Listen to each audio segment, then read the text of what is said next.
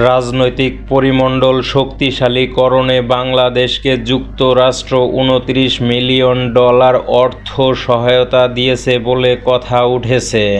দেশটির নতুন দপ্তর department of government efficiency DOGE গত 16 ফেব্রুয়ারি জানায়, বাংলাদেশের জন্য USAID-এর এই সহায়তা বাতিল করা হয়েছে। তবে কারা বা কে এই সহায়তা পেয়েছে সেটি স্পষ্ট করা হয়নি। তবে বাংলাদেশকে $29 মিলিয়ন দেওয়া নিয়ে এবার মুখ খুলেছেন মার্কিন প্রেসিডেন্ট ডোনাল্ড ট্রাম্প।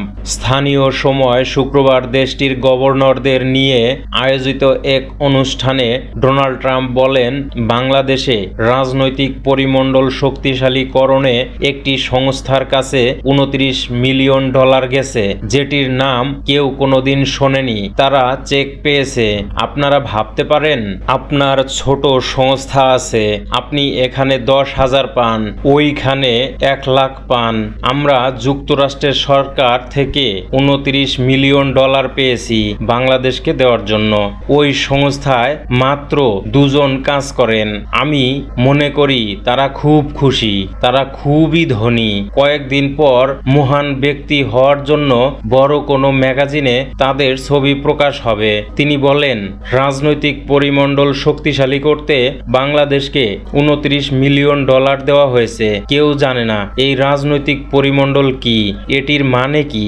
এছাড়া ভারতে ভোটদানে উৎসাহী করতে $21 মিলিয়ন দেওয়া হয়েছে বলেও দাবি করেন ডোনাল্ড ট্রাম্প। তিনি বলেন, আরও $21 মিলিয়ন গেছে আমার বন্ধু প্রধানমন্ত্রী মোদির কাছে ভোটারদের ভোট কেন্দ্রে আনার জন্য। আমরা ভারতকে এজন্য $21 মিলিয়ন দিয়েছি। আমাদের ব্যাপারে কি বলবেন? আমিও ভোট কেন্দ্রে ভোটারদের উপস্থিতি চাই। এদিকে বাংলাদেশের কোন সংস্থা যুক্তরাষ্ট্রের কাছ থেকে $29 মিলিয়ন পেয়েছে সেটি এখনও স্পষ্ট নয়। তবে বৃহস্পতিবার ভারতীয় সংবাদ মাধ্যম ইন্ডিয়ান এক্সপ্রেস এক প্রতিবেদনে দাবি করে, ভারত যুক্তরাষ্ট্রের কাছ থেকে নির্বাচনের জন্য কোনো টাকা পায়নি। তারা বলেছে 2022 সালে বাংলাদেশকে $21 মিলিয়ন দেওয়া হয়, যেগুলো প্রথমে 2022 সালের জুলাইয়ে আমার ভোট আমার প্রকল্প এবং পরে নাগরিক প্রকল্পের আওতায় USAID এই সহায়তা দেয় বলে দাবি করে সংবাদ মাধ্যমটি। তথ্যসূত্র দ্য ইকোনমিক টাইমস।